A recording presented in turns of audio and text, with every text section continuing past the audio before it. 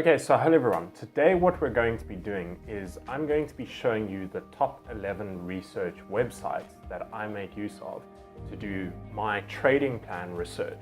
So a huge amount of people have asked me to do this video, sort of saying, where exactly am I getting my macroeconomic data from, my statistics from, fundamental data, sort of where am I finding this information and then digesting it into something that actually is valuable, that makes me money and does really well for me. So once again, I have been mentioning in a few of these videos. Right now we're bumping up the videos to about 4 or 5 videos a week that we're putting out. We're doing a huge amount of educational content.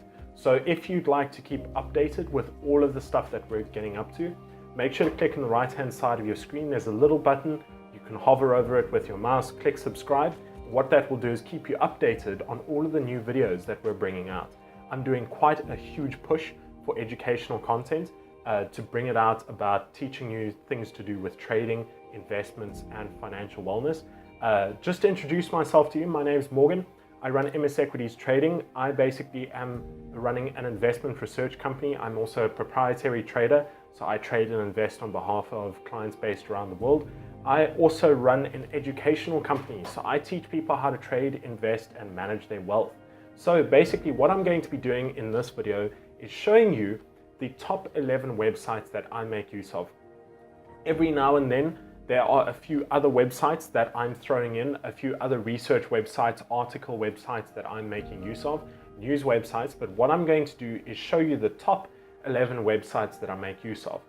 So point number 1 is going to be that we specifically focus on having a look at macroeconomic trends and identifying what is happening in the financial markets.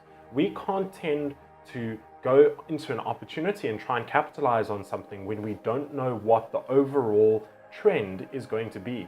You know, if I know that the US currency has been weakening over 2017, I'm not going to go and try and keep going long on the US dollar, no matter what I'm trying to do. So that's to do with FX pairs. To do with commodities, if I'm trading something like oil, I don't want to be sort of veering away from having a look at IEA news releases and OPEC news releases and trying to go crazy trading oil when it's a heavily driven macroeconomic asset that you can trade in the financial markets. More specifically with regards to indices as well, it's also very important to understand the performance of stock markets based around the world. So whether you're looking at the FTSE or the DAX or the Dow, even if you're looking at things like the CAC 40 in France, you really need to be able to know how stock markets are performing and how the indices are performing. So say for example, if you want to invest in one of the indices, you want to purchase derivatives in a certain industry. Let's say for example, you're trying to hedge a position and you need to know where the markets are going. You need to understand this by researching the actual data.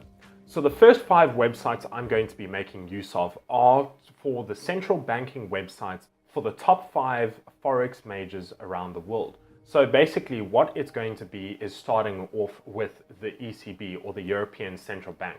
Now what you can see on the screen is the ECB's website. What you also need to understand about the central banking websites is they have to be incredibly transparent.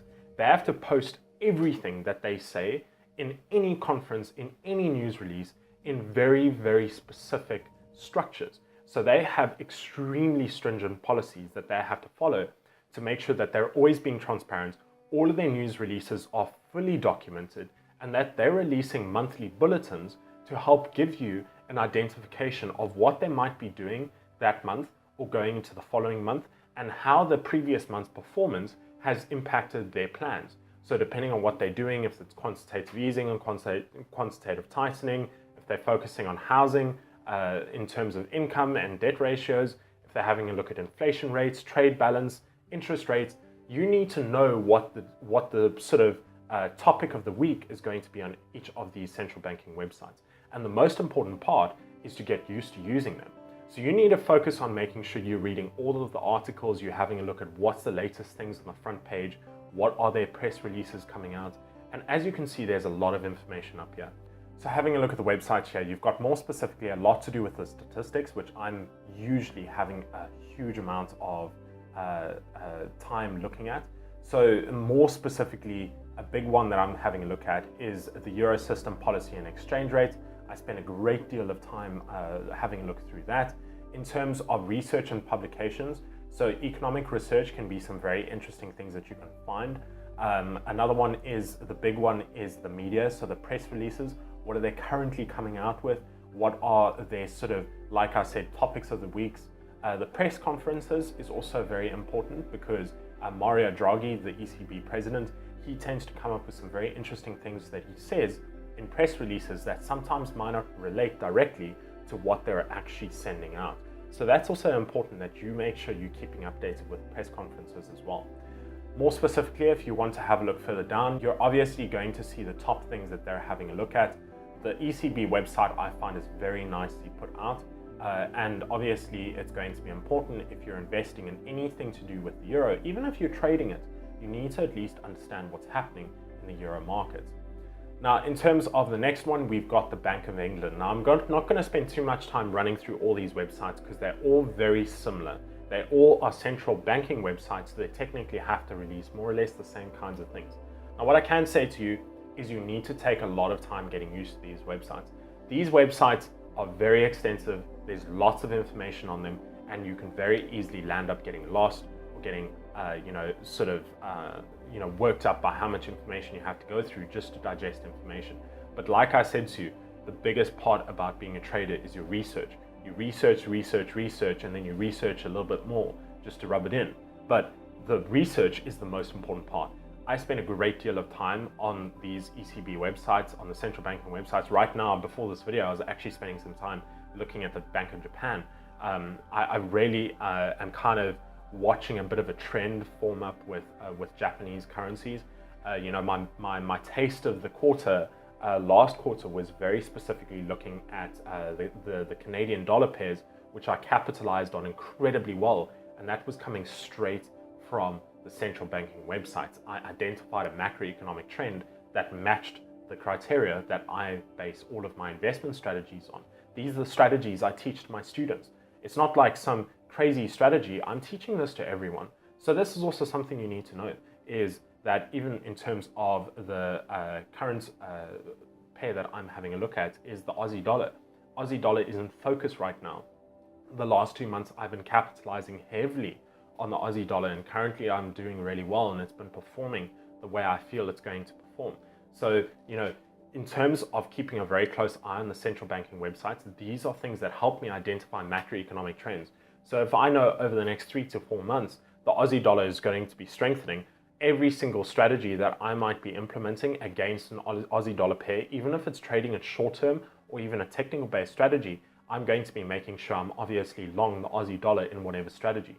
If it's something that's shorting the Aussie dollar, I know that it could be a possibility that I land up being wrong because the macroeconomic trend, the overlying trend, is obviously bullish. So I'm not going to go short the Aussie dollar because I might lose money. So being able to use the central banking websites is very important. On top of it, obviously understanding fiscal policy, understanding exactly how the world works, how these financial ecosystems work is vitally important. So any of the central banking websites, I think, are probably the core focus of any trader, and anyone who specifically is involved in trading currencies.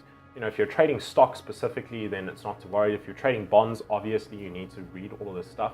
And if you're trading indices and commodities, it's also pretty important. Political driven strategies as well, having a look at fiscal policy is always very important. You tend to find fiscal policy will react at the same time that serious political driven movements or pivots might be occurring. So it's always very important that you keep an eye on both between the political and the fiscal policies. So in terms of the next websites, I always keep an eye on, obviously, Bank of England to have a look at the pound. The Reserve Bank of Australia, I focus a lot on Australian currency pairs. So the currency pairs I trade in the Far East, Japanese yen and Aussie dollar, are very big for me. I used to trade the New Zealand dollar earlier on in the year. I did relatively well on New Zealand dollar, but I tend to find it's not too much of a pushing currency pair. I tend to find the Aussie dollar sort of overrides whatever's happening in New Zealand, because the New Zealand currency tends to weigh a lot heavily against the Australian currency. So that's also something that I obviously keep an eye on, is I'm not going on central banking websites for countries that don't have a lot of sway in their currency. Maybe if the currency is incredibly low yielding, or maybe it's too volatile or something like that, I'm not going to spend my time having a look at their website. But the Reserve Bank of Australia has some very nice pieces of information that you can have a look at. Obviously, the website's very similar, but obviously laid out very differently. So please make sure to keep a close eye on that you don't get lost. The Federal Reserve, obviously we have to be on the Federal Reserve a huge amount. So I know Janet Yellen is currently leaving, but Jerome Powell is going to be replacing her as the Federal Reserve president or chairman. And he really tends to sort of carry the exact same rhetoric that Janet Yellen has. They worked very closely together during the 2008 financial crisis, and I think that we're not going to see too much of an upset. But obviously, once again, Federal Reserve is vitally important because the Federal Reserve drives economic and global policy. Mario Draghi, although he might be dealing with a completely different financial ecosystem in the Eurozone, and also his competition with currently, dealing with Brexit and other policies, Janet Yellen tends to very quickly set the tone. The Bank of Japan tends to follow the Federal Reserve stimulus quite well. In terms of the Royal Bank of Australia, they tend to weigh a lot on England's policies that they put in place. So sort of any financial stimulus that happens in England can sometimes be reflected in Australia. So with Australia being part of the Commonwealth with England, there's obviously a big weigh on that.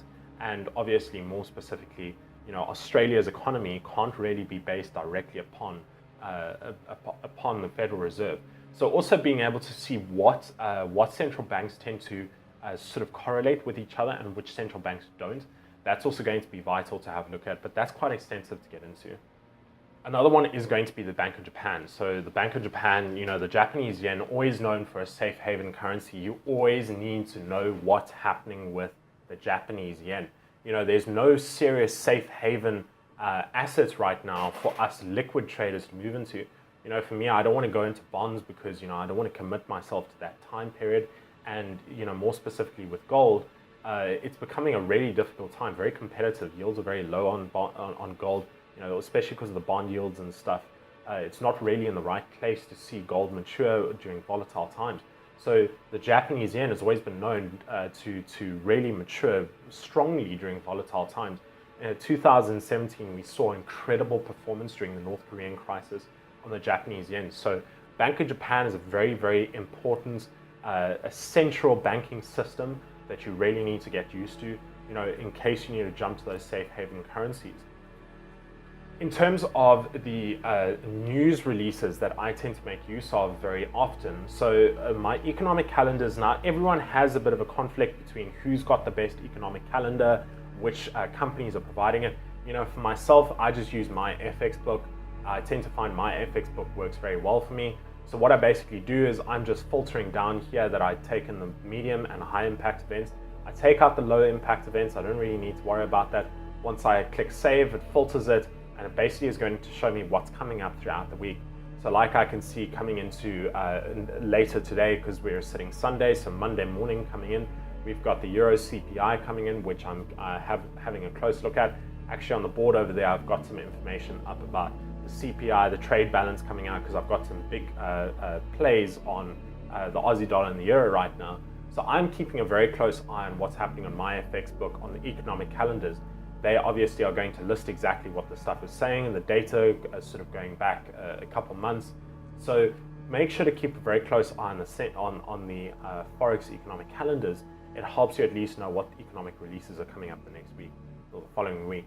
I make use of Bloomberg a huge amount. Bloomberg, obviously, a big driving force for financial and business news, a massive, a wealth of knowledge that you can get. Bloomberg graphics are really amazing. The Bloomberg software as well. I had the privilege to use Bloomberg software back last year, which was amazing to use. I'd love to get the Bloomberg software again, but I think it's about $30,000 a year subscription, so it's really it's incredibly expensive. But I follow Bloomberg. I'm reading all the articles all the time. A big one is also that I'm keeping very close eye on in terms of the Twitter pages and Twitter releases. So you can see I'm on Bloomberg Africa right now because I'm coming from an African search engine, but if I just search for Bloomberg, it keeps routing me back to Africa. But basically, here we go.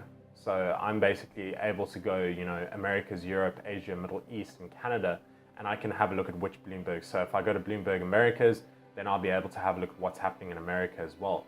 So those are also going to be important things, having a look at the Bloomberg based on wherever you are around the world. Then in terms of Reuters I always find is very important. I've got Reuters on my phone on notifications, so if there's any big news that comes out, I'm always getting pinged on my phone. Reuters, obviously, anything to do with the stock market, the currencies market, business market, world news, politics, anything you need, you've got Reuters there. Reuters is very, very reliable.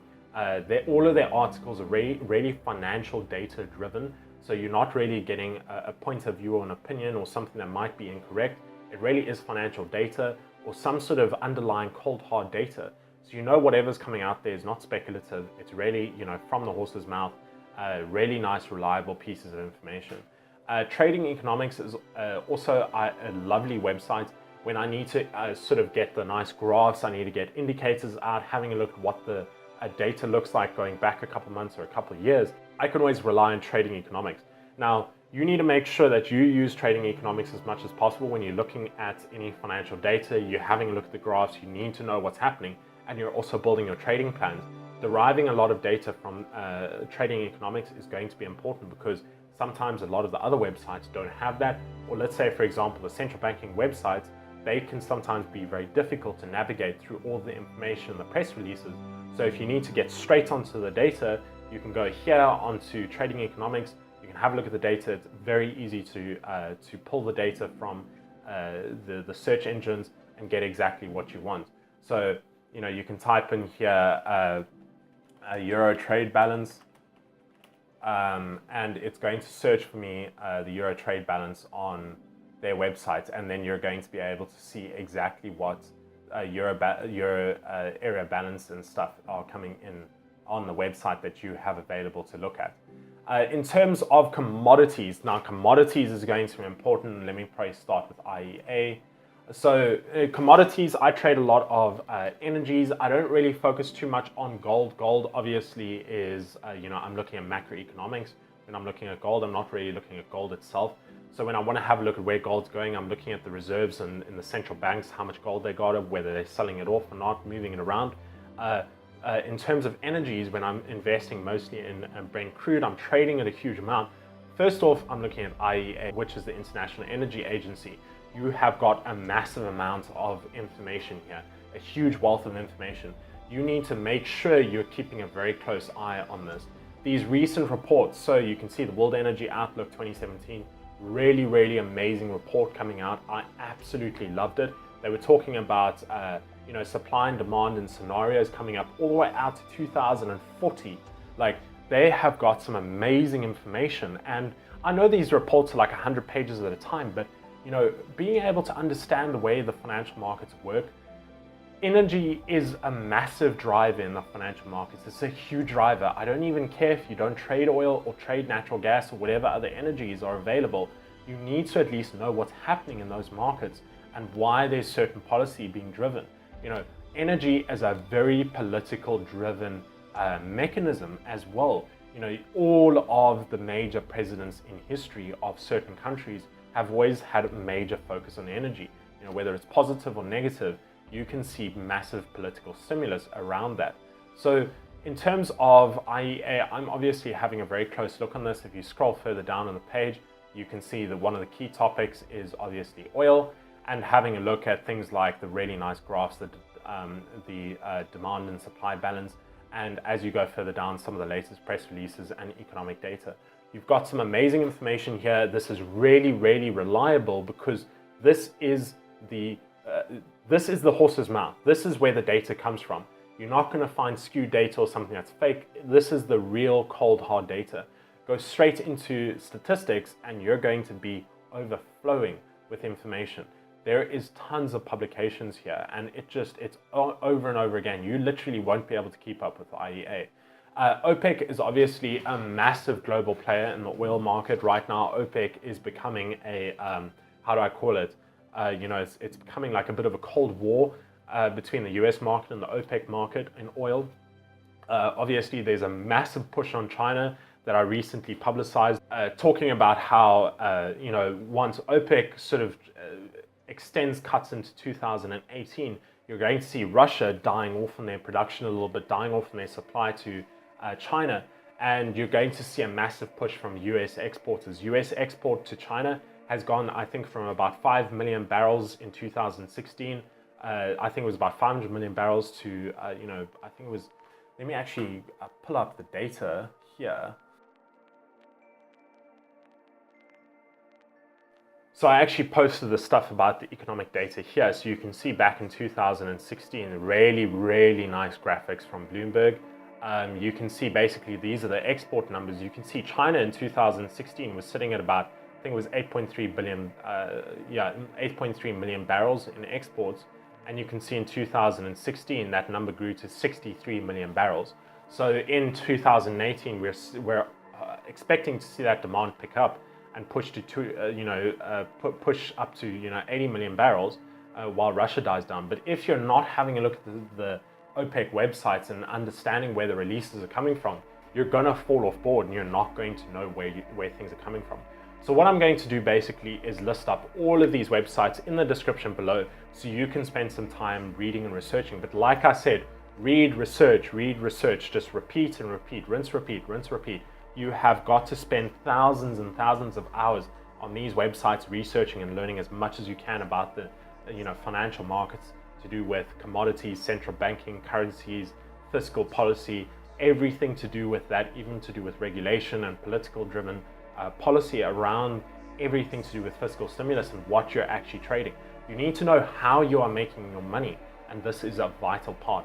If you want to take your step above, become a professional trader, become a veteran, become the best, you need to be using real cold hard financial data. Once again, everyone, like I said to you, if you want to keep updated for weekly educational content, like I said, 4 to 5 videos coming out every single week for the next couple of weeks. If you want to be updated on this information, make sure to click subscribe below. That subscribe will notify you every single time a new video is released. So once again, everyone, thank you so much for joining into this video. I will see you in the next one. Cheers for now.